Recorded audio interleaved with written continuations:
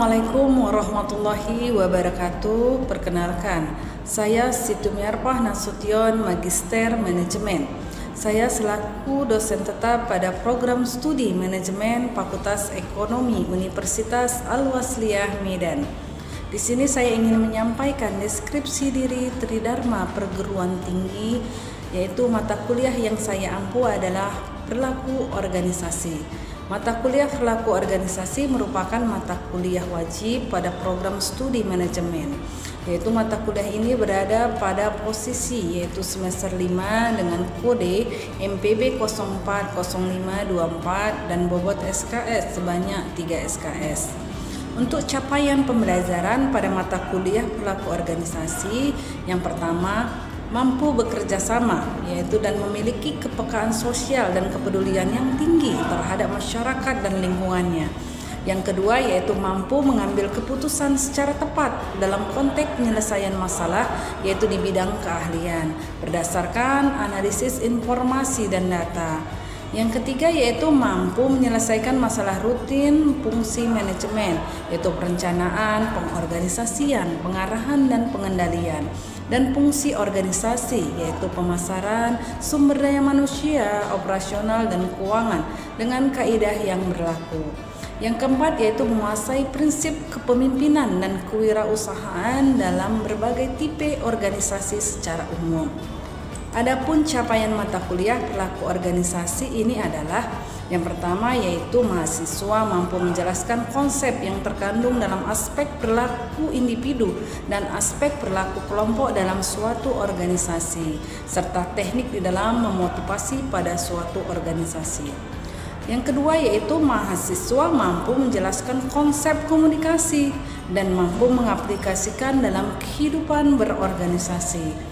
Yang ketiga, yaitu mahasiswa mampu dalam memahami teori-teori kepemimpinan dan mengidentifikasi berbagai tantangan dalam membangun kepemimpinan. Dan yang keempat, yaitu mahasiswa mampu menjelaskan dan mengatasi berbagai permasalahan kepuasan kerja yang dapat memicu terjadinya konflik dan stres kerja dalam organisasi. Adapun materi bahasan dalam mata kuliah Perilaku Organisasi, yang pertama yaitu hakikat dan perkembangan perilaku organisasi. Yang kedua yaitu perilaku individu dalam organisasi. Yang ketiga konsep motif dan motivasi. Yang keempat yaitu teori-teori motivasi. Kelima yaitu membangun dan memelihara budaya organisasi. Keenam, fungsi komunikasi. Ketujuh, teori-teori kepemimpinan. Kedelapan yaitu sumber-sumber kekuasaan dalam organisasi. Kesembilan yaitu dinamika kelompok dan dampaknya terhadap perilaku individu. Kesepuluh yaitu sumber-sumber konflik dan upaya penanganan konflik dalam organisasi. Kesebelas yaitu indikator dan sumber stres serta strategi mengatasi stres dalam organisasi. Kedua belas yaitu mendesain struktur organisasi. Ke-13 yaitu teknik dan bentuk dalam pengambilan keputusan yang terbaik. Adapun sumber referensi yang saya gunakan dalam mata kuliah Perilaku Organisasi, yaitu saya menggunakan sumber bacaan dan jurnal terakreditasi. Media pembelajaran yang saya gunakan dalam pembelajaran ini adalah yaitu laptop, infocus, whiteboard, spidol. Dalam proses pembelajaran saya menggunakan metode pembelajaran yaitu ini dia problem based learning, yaitu mengasah pemahaman mahasiswa terhadap teori perilaku organisasi dan mengajak mahasiswa yaitu mencari studi kasus yang terjadi pada organisasi, kemudian memecahkan kasus tersebut yaitu berdasarkan pada teori dan kajian penelitian. Adapun output dari pembelajaran pada mata kuliah Perilaku Organisasi yaitu berupa laporan berdasarkan studi kasus yang telah dikaji. Kemudian yaitu aspek penilaian yang saya lakukan yaitu secara objektif dengan melihat yaitu kemampuan mahasiswa tersebut.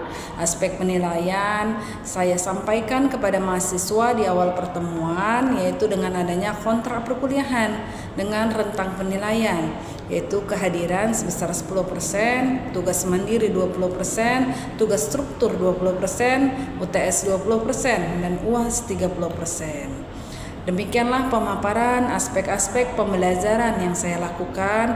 Maka selanjutnya saya akan menampilkan proses pembelajaran yang saya lakukan di kelas dalam bentuk tatap muka dalam mata kuliah yang saya ampu, yaitu perilaku organisasi. Selamat menyaksikan.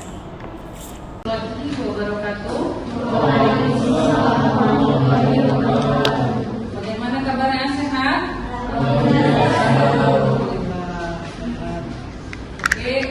Kita memasuki mata kuliah kita ya di perilaku organisasi pertemuan hari ini. Sebelum kita mulai, langkah baiknya kita berdoa dulu ya menurut keyakinan kita masing-masing. Pada Bapak Ibu, silakan berdoa selesai. Oke, adapun materi pembahasan kita minggu ini yaitu mengenai kepemimpinan organisasi. Sebelum kita masuk ke pertemuan ini, saya ingin sedikit mereview ya pertemuan yang sebelumnya mengenai masalah komunikasi, yaitu komunikasi dalam sebuah organisasi. Nah, mungkin saya mau bertanya ini sama Pak Samsirudin, apa sih komunikasi itu, Samsir?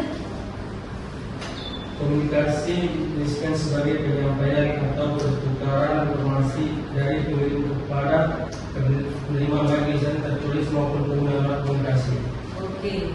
Ada beberapa unsur-unsur yang harus ada dalam proses komunikasi. Unsur apa aja itu? Kira-kira. Coba ada yang bisa jawab unsur-unsur komunikasi? Unsur-unsur dari komunikasi termasuk dalam sender atau pengirim, sandi atau pengkodian, pesan, saluran, menerima pesan, penafsiran, feedback atau pembalik, dan dua-dua. Oke, terima kasih. Oke, baiklah kita lanjut ya ke materi kita minggu ini mengenai kepemimpinan organisasi.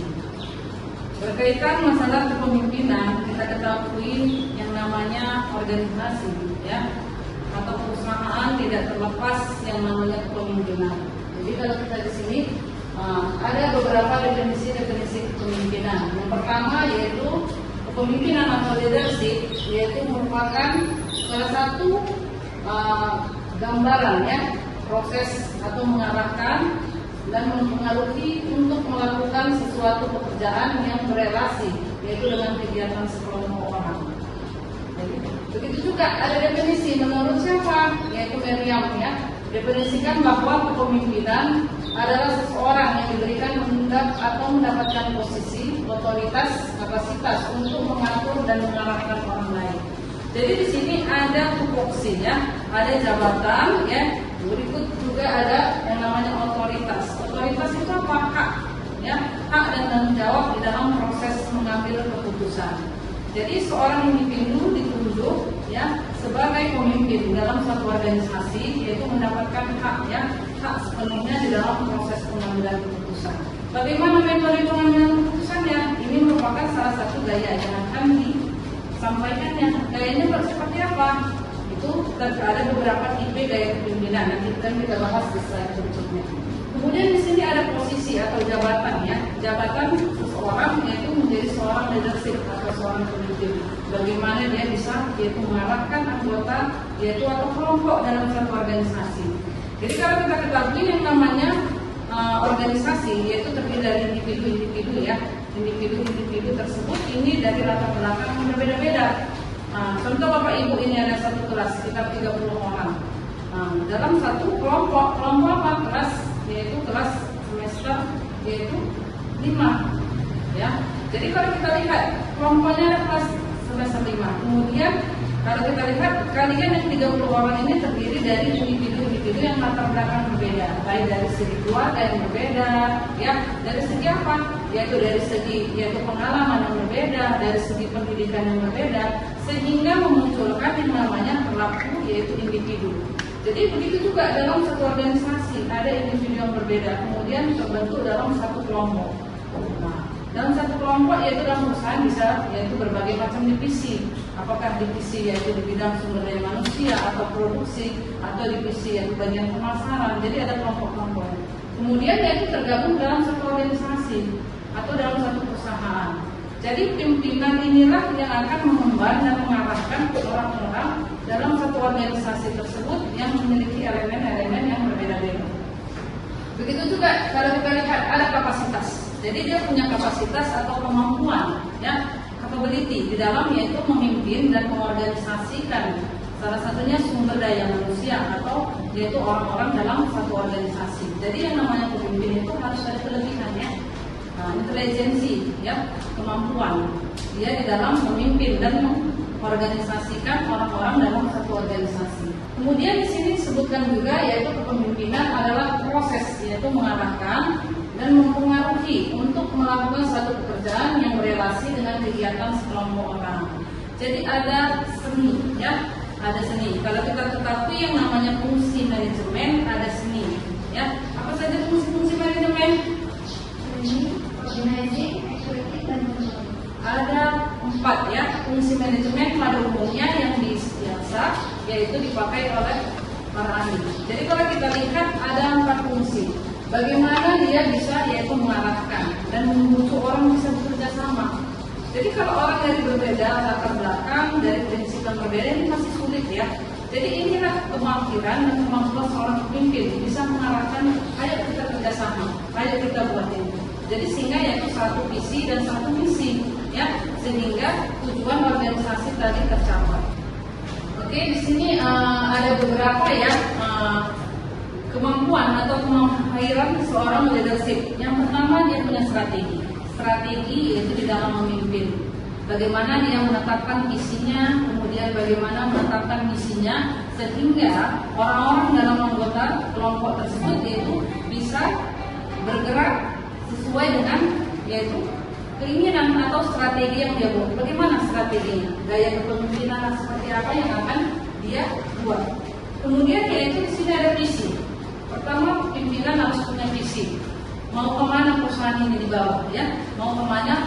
Yaitu perusahaan ini berapa tahun ke depan dan bisa yang membuat satu forecasting, ya, bisa meramalkan yaitu ini perusahaan 5 tahun ke depan jangka panjangnya harus yaitu seperti ini.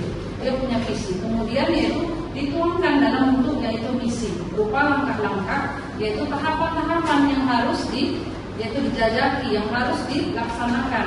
Itulah yang harus konsep yang harus dibuat seorang pemimpin. Kemudian ada ambisi. Jadi selain pemimpin itu selain memiliki ilmu, ya, keilmuan juga di bidang pemimpin juga harus punya roh dan jiwa. Roh dan jiwa maksudnya apa? Yaitu kemampuan dan keinginan dan hasrat serta ambisi yang kuat di dalam memimpin.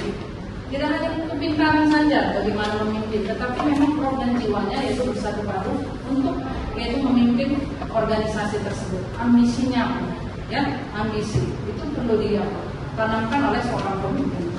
Begitu juga kalau kita lihat ada motivasi, bagaimana dia menggairahkan dan meningkatkan yaitu kemampuan atau keinginan karyawan atau anggotanya yaitu untuk bekerja yaitu bersama. Apakah dalam bentuk motivasi negatif ataukah dalam bentuk motivasi positif, ini tergantung yaitu seni di seorang pemimpin yaitu menumbuhkan yaitu salah satunya keinginan yaitu dari masing-masing anggota kelompok. Selanjutnya apa? Ada kreatif, ya, kreatif. Bagaimana dia menginovasi yaitu dan mendesain ilmu-ilmu yang dia miliki beserta pengalamannya sehingga yaitu pekerjaan tersebut yaitu mudah, ya, ringan, sehingga yaitu anggota kelompok bekerja sama, ya, saling bekerja hingga yaitu tujuan organisasi tercapai. Dan kemudian yaitu ada timnya, ada orangnya. Pimpinan nggak bisa bekerja sendiri, ya kan? Harus ada orang-orang atau elemen-elemen yang bekerja yaitu untuk mendukung terciptanya visi misi tadi. Apa itu? Yaitu teamwork. Orang-orangnya tergabung dalam kelompok sehingga harus bersinergi dan bekerja sama. Kemudian komunikasi yang terjalin antara yaitu teamwork tersebut sehingga proses bekerjaan yaitu efektif dan efisien. Kemudian apa lagi kalau kita lihat yaitu ada salah satunya yaitu ada inovatif dan perkembangan. Oke, next selanjutnya ada 4 macam peranan penting di dalam pimpinan. Pertama, pimpinan berfungsi sebagai manajer, ya, sebagai manajer, yaitu sebagai planning atau pembuat perencanaan, ya, bagaimana tupoksi, bagaimana arah kebijakan atau rencana strategis ke depan ini adalah ditetapkan oleh seorang pimpinan, ya. Begitu juga pemproses pengorganisasian, Setelah ditetapkan dan direncanakan, kemudian diorganisasikan kepada elemen-elemennya, siapa yang mengerjakannya, ini bagian siapa, ya, didelegasikan ke orang-orang yang berkontribusi di dalam perusahaan tersebut. Kemudian yaitu proses apa lagi, tidak lepas dari proses controlling. Pimpinan harus mengawasi jalannya yaitu organisasi tersebut sehingga tidak terjadinya proses penyelewengan atau penyimpangan. Kalaupun terjadi itu bisa segera diminimalisir. Nah, kalau Bapak Ibu mungkin kerja dalam perusahaan itu pasti ada proses kontrol. Siapa? Ada pengawas ya, ada pengawas dalam perusahaan. Nah, kemudian yaitu di sini yang kedua adalah pimpinan atau leader harus mampu memberikan petunjuk, bimbingan dan pengarahan kepada bawahannya. Jadi yang namanya tupoksi itu nggak hanya dilepas gitu aja Bapak Ibu ya, harus diberikan arahan, diberikan petunjuk bagaimana proses pengerjaannya, kapan deadline-nya, ya. Ini harus diberikan, tidak hanya serta-merta pimpinan itu hanya diberikan yaitu tugas, kemudian kerjakan bagaimana, itu enggak. Jadi pimpinan harus membimbing ya, membimbing bawahannya sehingga yaitu bawahannya itu nggak stres. Kenapa? Kalau dilepas begitu aja, deadline tidak ditetapkan sesuai dengan tupoksi itu bisa stres ya. Siapa orang yang stres ya? Stres bekerja. Kenapa? Kemampuan seseorang tersebut di dalam bekerja yaitu tidak sanggup dengan beban kerja yang terlalu berat, sehingga yang itu pimpinan harus juga memberikan petunjuk arahan. Kadang-kadang itu komunikasi pimpinan itu tidak efektif kepada bawahan. Bawahan harus pintar sendiri, cari sendiri informasi sendiri, dari sendiri. Ya. Ini tidak boleh. Pimpinan harus punya peran mungkin di dalam mendampingi yaitu pelaksanaan. Kemudian pimpinan harus memiliki kemampuan untuk bekerja sama dengan bawahan, unit dan kerja dengan anggota.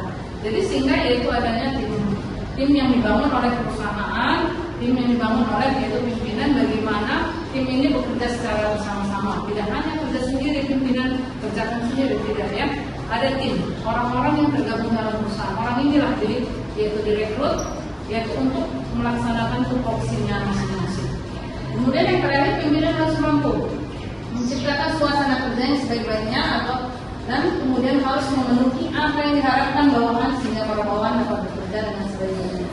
Jadi ada seninya ya, ada seninya bagaimana menciptakan suasana tadi yaitu lebih kondusif, lebih menyenangkan, lebih nyaman. Yang namanya sumber daya manusia atau yang namanya tenaga kerja itu kan punya akal pikiran ya, punya hati, sehingga yaitu kalau kita seorang pimpinan tidak bisa yaitu mengkombinasikan ilmu tersebut, otomatis ini karyawan capek gitu ya, capek. Karena kalau nggak ada support, nggak ada motivasi, sehingga ini pimpinan harus punya ilmu ya, ilmu dalam merangkul, memotivasi yang namanya bawahan. Kita lanjut ke tingkatan kepemimpinan. Di sini ada 3 tingkatan kepemimpinan. Yang pertama ada manajer puncak ya, atau top manager, ya kan? Ada top manager, ada contohnya ada apa? Yaitu ada CEO, ya, ada owner atau pemilik perusahaan. Ini top. Bisa jelaskan hierarki manajemen? Ada mulai apa? Bisa? Mulai dari top manajemen. Kemudian ada middle management. Selanjutnya ada low management. Ada tingkatan yaitu pimpinan di dalam perusahaan atau organisasi. Pertama manajer puncak ya, dia berada paling atas. Siapa itu? CEO. Ada owner atau pemilik perusahaan ya, atau investor, pemegang saham. Kemudian ada masuk ke tahapan yang lebih besar lagi, lebih banyak lagi ya, ke bawah lagi. Siapa? Middle management. Siapa itu? Ada ya, contohnya general manager, ya kan? Kemudian skop ke bawah lagi, makin banyak lagi orangnya yang memimpin. Siapa? Manajer bawahan. Ada siapakah itu? Ada manajer. Contoh ada manajer pemasaran yang membidangi bagian pemasaran. Kemudian ada manajer produksi yang membidangi bagian produksi, ya kan? Ada manajer keuangan yang membidangi bidang keuangan. Kemudian ada manajer bagian SDM yang membidangi yaitu sumber daya manusia. Jadi makin skop bawahnya makin banyak orang yang memimpin, ya. sehingga yaitu skop-skop bagian tersebut yaitu dipimpin oleh manajer atau pimpinan-pimpinan tersebut, sehingga orang-orang tersebut itu memiliki peran yang penting di bidang-bidangnya, sehingga saya bilang tadi ada divisi-divisinya. Inilah orang-orang yang ditunjuk untuk yaitu berkontribusi dan memiliki yaitu kewajiban dan hak di dalam proses organisasi. Jadi di sini ada yaitu 5 fungsi kepemimpinan. Kita masuk ya. Next, lanjut 5 fungsi kepemimpinan. Kembali lagi tadi apa fungsi manajemen? Planning. Pertama planning. Di sini pimpinan bertindak sebagai yaitu perencana, ya. Dialah yaitu di seluruh pekerjaan tersebut yaitu didahului dengan perencanaan. Siapa yang membuat rencana tersebut? Pimpinan, ya. Pimpinanlah yang membuat rencana.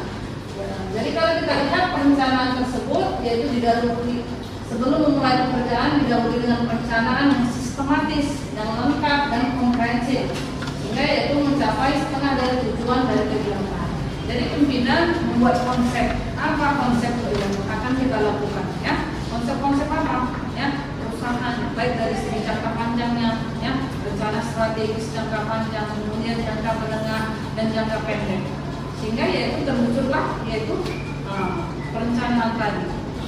Begitu juga yang kedua, fungsi yang kedua adalah sebagai pengawas. Di sini yaitu pengawasan yang dilakukan oleh seorang pemimpin yaitu untuk melihat apa sih alurnya, alurnya seperti apa, metodenya bagaimana, dan caranya seperti apa.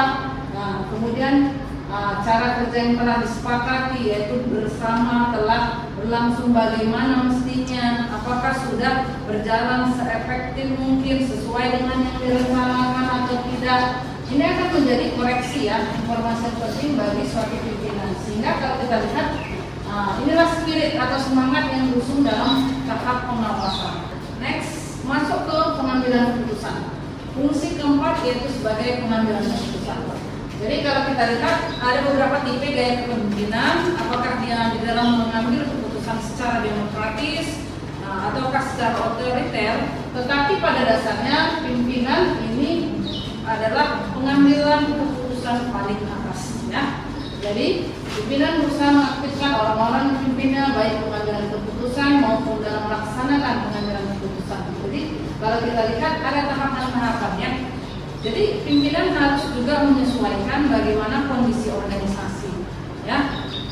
Bagaimana metode yang kemudian diambil keputusannya? Apakah secara otoriter diambil sepenuhnya oleh pimpinan, ataukah secara demokratis, yaitu melibatkan yaitu orang-orang dalam satu organisasi tersebut?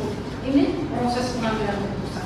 Meskipun pengambilan akhir adalah berada di tangan seorang pemimpin. Kemudian yaitu fungsi motivasi, ya. Pimpinan yaitu memiliki peran yang penting sebagai motivator yang ulung. Bagaimana dia memotivasi karyawannya bisa yaitu disiplin, bisa dapat tepat waktu, bisa melaksanakan pekerjaan sesuai deadline. Ini motivasi. Bagaimana motivasinya? Tergantung seninya, ya. Bagaimana dia melihat iklim dari organisasi tersebut. Sehingga kalau kita lihat keahlian dan keulungan dari pimpinan tersebut itu terletak bagaimana tepat waktu, ya, memberikan motivasi tersebut. Kemudian yaitu tentunya memberikan motivasi yang semangat, yaitu dukungan, ya, dukungan moral kepada karyawan. Karena kalau kita lihat yang namanya karyawan ini kan banyak masalah, banyak problem, ya. Tidak hanya dalam perusahaan, kadang masalah-masalah ini timbul dari luar perusahaan atau di lingkungan dia bawa ke rumah, sehingga yaitu ini bisa mempengaruhi yang namanya kinerja dalam perusahaan. Jadi pimpinan yaitu bagaimana lah memiliki keahlian, kebutuhan dia seefektif mungkin untuk melihat, mengidentifikasi apa sih masalah karyawan itu, kenapa kok terlambat, kenapa kok yang biasanya semangat itu sekarang udah selesai, yaitu pekerjaannya itu tidak sesuai deadline, ini ada apa? Coba, ya, diberikan motivasi, ya. Diberikan motivasi yaitu melalui pendekatan persuasif, yaitu melalui ngomonglah empat mata, ya kan. Ternyata ada masalah rupanya yaitu di tempat dia tinggal atau segala macam. Kita lanjut lagi.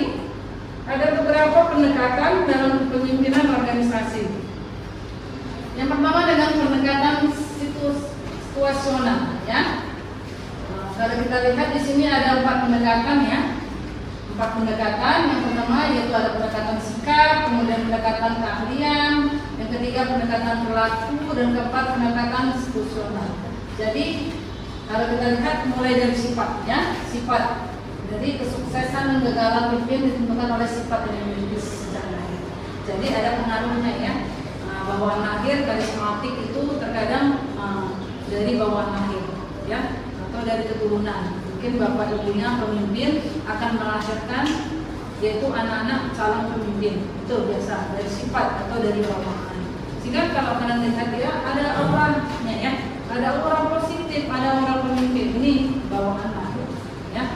Dari beberapa teori yang mendukung yaitu pendekatan-pendekatan tersebut. Kemudian yang kedua pendekatan keahlian, yaitu berdasarkan kemampuan dan kemampuan atau skill yang dapat yaitu dipelajari dan dikembangkan seorang yang pemimpin. Jadi dia berdasarkan pengalaman atau skill yang dia dapat, apakah dari pendidikannya di bangku kuliah, yaitu ada kegiatan berorganisasi, ini akan membentuk yaitu jiwa kepemimpinan dan ilmu-ilmu yang dia dapat yaitu baik itu di lingkungan tempat tinggal, mungkin dia menjadi apa, ya, mengikuti Karang Taruna, yaitu kegiatan keorganisasian, ini akan terbentuk, ya, jiwa yang namanya kepemimpinan. Kemudian yaitu pendekatan institusional, di mana yaitu individu terpilih sebagai pemimpin, terpilih karena kemampuan yang kompetitif dan kooperatif dalam kelompoknya. Jadi kalau kita lihat mungkin ada beberapa pergantian pimpinan, ya, dalam organisasi kita ini. Jadi ini apakah berdasarkan pendekatan yang mana? Salah satunya pendekatan institusional, ya. Jadi ada pengalaman-pengalaman yang sudah diamban, kemudian yaitu ikut proses rekrutmen. Jadi dia punya keahlian dan pengalaman, ini menjadikan dia yaitu terpilih menjadi seorang pemimpin. Jadi karena situasi yang sudah memang terbangun, ya. Ataukah dia dari bawah kemudian yaitu dipromosikan yaitu ke jabatan yang jenjang lebih atas karena kemampuan dan kapabilitas dia yaitu selama menangani proses organisasi. Ini situasi, ya. Jadi orang terbentuk dari pemimpin itu berbeda-beda. Mungkin Bapak Ibu nanti insya Allah 2 tahun, 3 tahun ke depan ini calon-calon pemimpin, ya, leader-leader, ya. Jadi bagaimana Bapak Ibu terbentuk jadi pemimpin? Ini karakternya berbeda-beda. Mungkin kasih sanksi rudin, yaitu dari proses dia pendekatan dia, ataukah dari karismatik dia, ya. Ada bawaannya, keluarganya yang ceritanya politik aja, ya. Ini bisa berpengaruh terhadap anak-anaknya. Begitu juga apakah keahlian dia, kemahiran misalnya, ya, bisa ikut organisasi, ya. Organisasi dia punya kemampuan di organisasi itu juga berbeda. Jadi inilah yang melatar belakangnya beberapa pendekatan seorang menjadi pemimpin. Oke, sampai sini ada pertanyaan kira-kira? Kira-kira pertanyaan? Mungkin sebelum saya menutup saya absen dulu, ya. Tadi saya belum sempat absen.